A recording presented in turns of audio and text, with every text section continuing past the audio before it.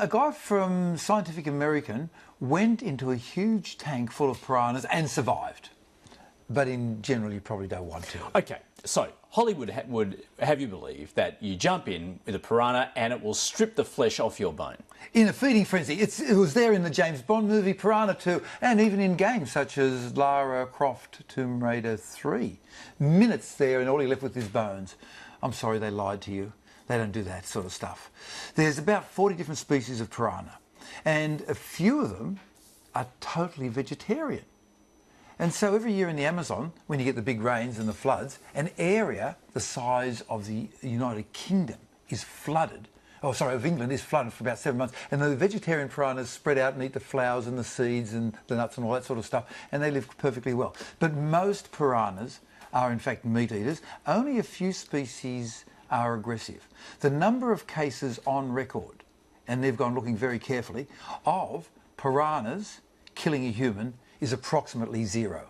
It's pretty well indistinguishable from 0. But would they take a chomp? They will take they might take a chomp if you're in an area where they are taking care of their babies, and what they'll do is they'll come along and they'll take one chomp from you. Only one, and they'll, as a warning, and then move away. And if you stay there, then another one will come in and do it if you're still hanging around in that area. In general, they will not go into a feeding frenzy. There are 2 examples of when they go into feeding frenzies found in the Amazon. One is when you've got Amazonian fisher folk, and they've caught their fish for the day. They're in their canoe and they're going cut and slice and throw the fish guts into the water. And the piranhas are thinking, well, there's free fish guts here. I just don't have to do anything except open my mouth, so I may as well just go and eat these. And so they will. But an identical species of piranha 200 metres upstream, and because they're upstream they don't know about it, they won't go into a feeding frenzy. And the second case is where you have a tree overhanging a river, and the tree is full of birds.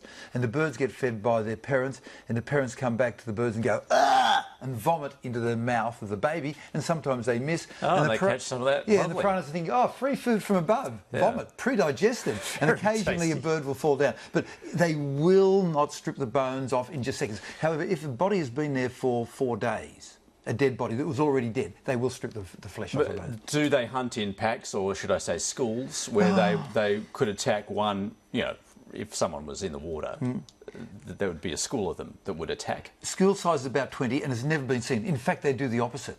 They're like sustainable farmers. Like the Amazon is fairly low in nutrients, and yet the fins of fish are high in phosphorus and calcium. So a piranha will come along and see a little fish going by and go, one nip out of the fin. Not 2, just 1. And it'll grow back in a few days, and they'll come back again. And so they'll just gently graze across the other fish that are there.